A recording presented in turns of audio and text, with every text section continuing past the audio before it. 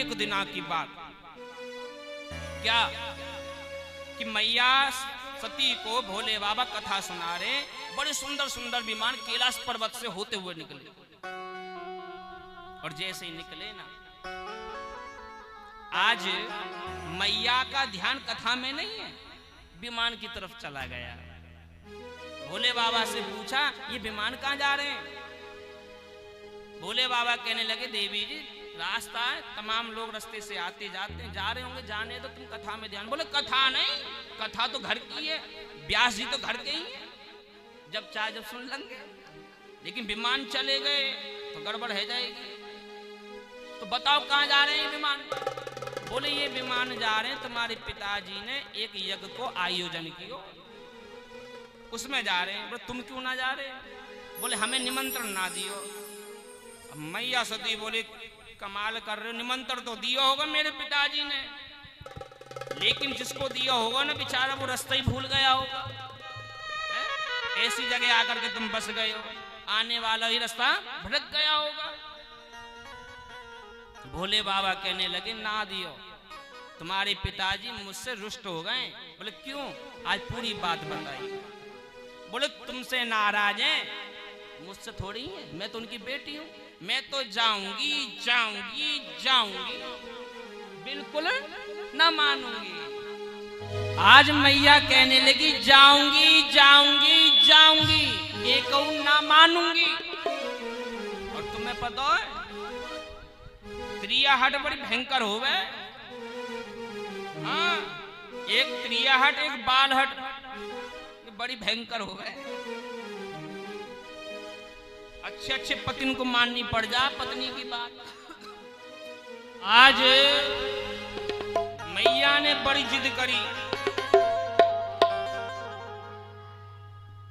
और आज बाबा की एक ना मानी। जब ना मानी ना तो भोले बाबा ने हाँ करी और ना करी, चिपे गए।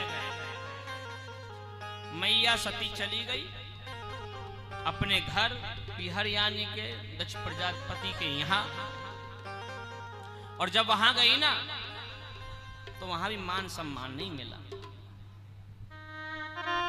जो और दिना जब जा गई तो खूब मान सम्मान मिले, और जो सेवक हुआ करे उनको सामान लेकर के तुरंत भागे भागे जाए कि सती मैया आ गई, सती मैया आ गई। आज उन सेवकों ने भी मैया सती को देख करके मुख मोड़ लिया। आज बहनें भी मिलती हैं ना तो ताने देती हैं, कहती हैं अरे बहन तू आ गई, अरे मैंने तो सुना कि पिताजी ने निमंत्रण ना दिया, फिर भी तू आ गई। अच्छा चला, अच्छा हुआ तू आ गई, तेरे बिना तो मन ही ना लगता हमारो। दूसरी बहन मिली, अरे बहन वो ना आए, आज भोले बाबा को जीजा कहने में शर्म आ रही है, वो कौन? तीसरी मिली, अरे बहन जीजा जी ना आए? हाँ वो ना आए बहन। अच्छे आजकल कपड़े फपड़े पहनने लगे, ऐसे नंगे धरंगे घूमे।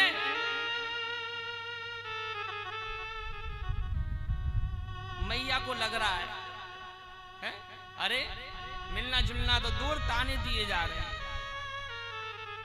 और मेरे प्यारे एक बात बताऊं आपको, जो जिसके हृदय में जो होता है ना, जो मन में होता है ना, वो किसी ना किसी रूप में बाहर आ ही जाता है। एक अम्माई अम्मा मैया, या मैया ने पंडित जी को निमंत्रण दे दियो। क्या दे दियो? निमंत्रण भोजन को। ने पंडित जी कल हमारे यहाँ भोजन करने आ जाना। क्या बजे आना मैया? बोले 10 बजे आ जाएंगे। ठीक है, पंडित जी पहुंचे अगले दिन 10 बजे, और मैया ने भी बढ़िया पकवान बना रखे,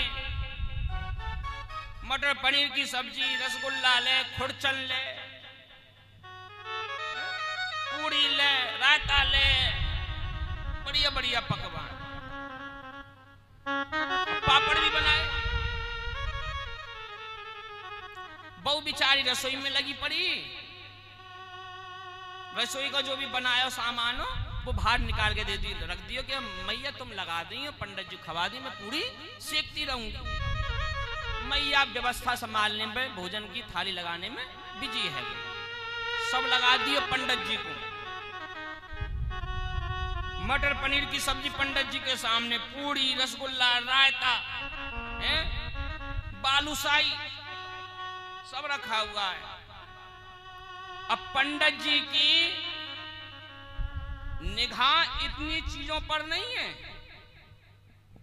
कहां पर है?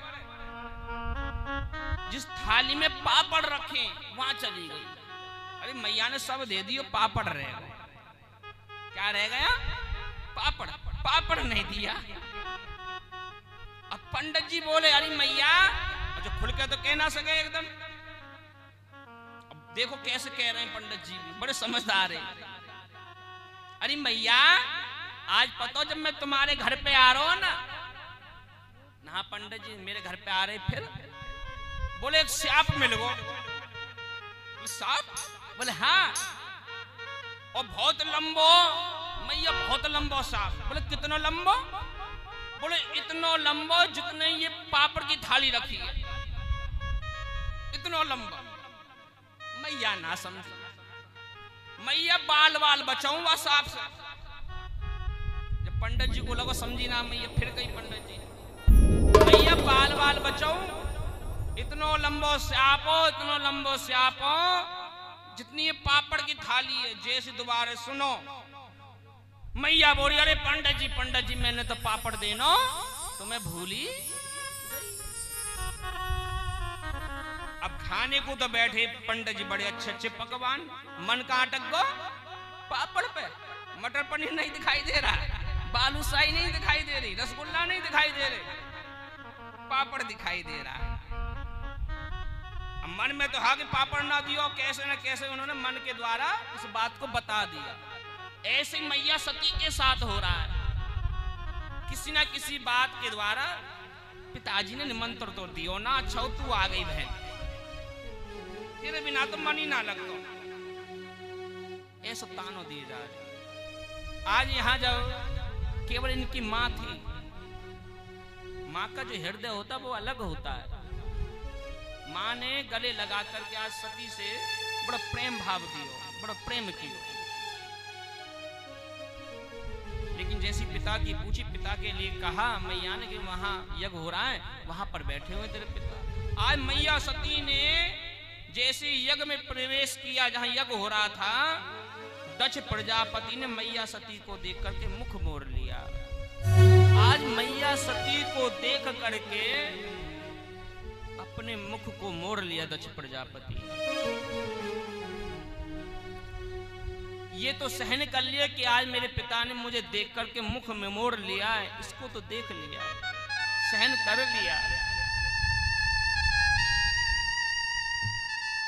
लेकिन जब आज सभी का स्थान देखा ना,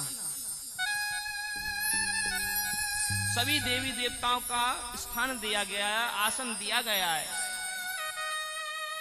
लेकिन उनके पति भोले का कोई स्थान नहीं है, कोई आसन नहीं है।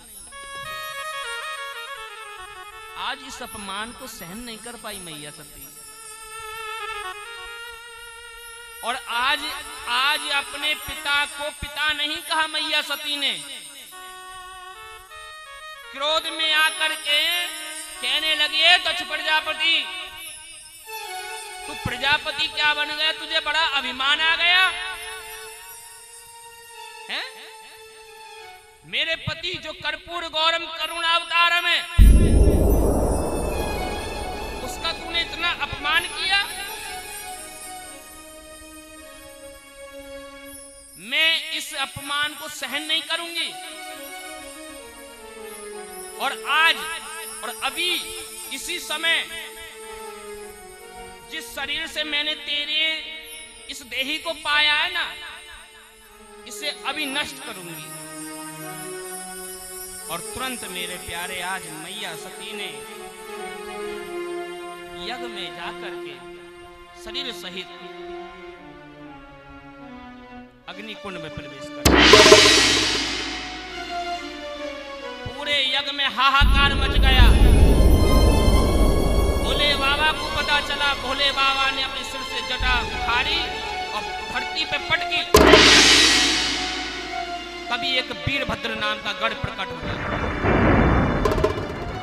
और वीरभद्र को आदेश दे दिया, जाओ यज्ञ तहस महस कर दो।